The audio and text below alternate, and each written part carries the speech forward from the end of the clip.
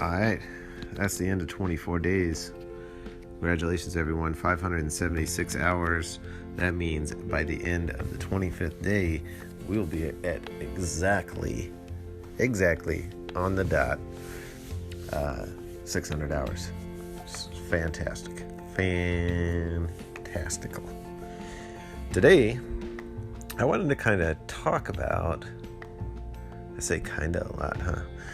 I want to talk about those people that like to say when you're quitting smoking, oh, I don't like quitters. Or my mom told me never to be a quitter. Or nobody likes a quitter. We've all heard it before, especially if you tried quitting. And if you're like me, you might have been one of those people that said that before. That's right. Douchey McDouche. I've been that guy. And I keep thinking about it and how much, at one point it was lighthearted and it was just poking fun and teasing, and I thought about the different angles involved in that and what it's like being the person that says it. You don't mean ill will, and you're almost kind of jokingly saying, well, I'm not quitting today, and you're leaving the club, but it's also not necessarily meant or intended, or at least I choose to believe it's not intended to sabotage somebody's attempt to quit smoking. However, when you're genuinely trying to quit, it doesn't really have a whole lot of humor to it at all. Now, here comes Khaleesi wanting to join the podcast, as always. She's been absent a couple episodes and wants to make a reappearance. You can come up here. That's all right.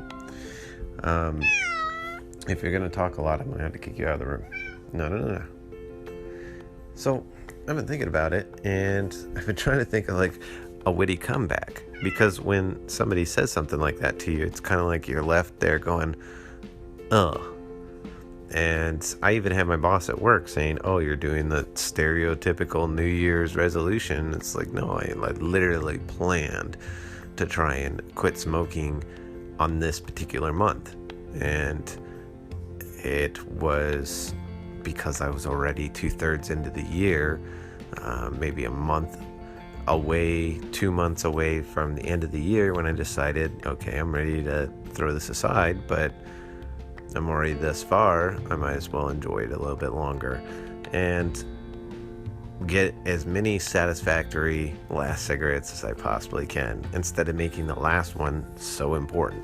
As a matter of fact, I don't even remember what that last cigarette was like. I just had a couple cigarettes left in the last day and kind of spaced them out and said, okay, these are my last couple cigarettes. When I'm out, I'm out. And I kind of tried to stretch it. See, there's the kind of word.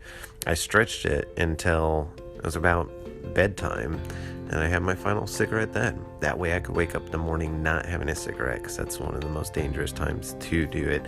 You're not going to quit if you smoke your last cigarette at the beginning of the day. It's just not going to happen that day. You will smoke again that day. Or the next day, it'll set so many wheels in motion that'll work against you.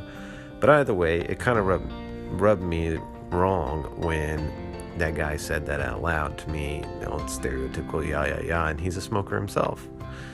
And he's also, from what I can gather, somewhat of a fitness buff. So I just thought to myself, man, everybody's saying all this stuff to me, but in actuality, they're weak, just like I was.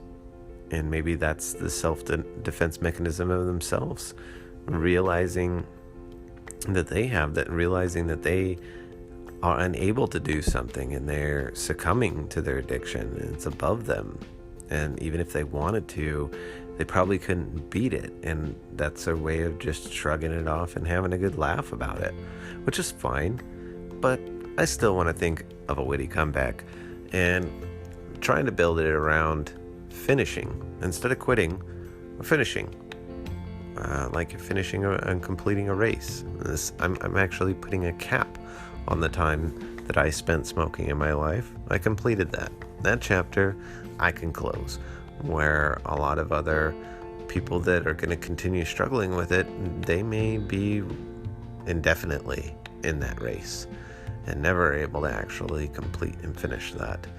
And that sucks, and not to take anything away from them, but I think people that are actually closing that chapter need a way to up themselves when they're getting picked on in regards to quitters. Nobody likes a quitter, yada, yada, yada.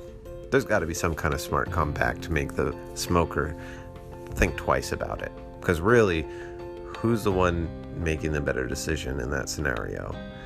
It would be terrible if the one making the worst decision is the one that ends up winning a battle of wits. Because they can't be that bright if they're going to continuously smoke. So that's what I want to leave you with today. If you can, call in. This podcast, just by the way, for people that are wondering, oh, I can only call in when it's live. No, 10 years from now, somebody can call in anchor.fm through that Anchor app. They can leave a message and it can still be added to an episode. So yeah, don't worry about what time period you're actually hearing this. If you think of something nice and witty to add to it that you'd like to share with the rest of the audience as they come across it, by all means do so. And as always, I wish you guys a great rest of your evening and look forward to seeing you at the end of day 25 when we hit that 600 hour mark. That is crazy. 600 hours is nuts. That's nuts. I feel great. I hope you guys feel great. And I'll see you on the other side.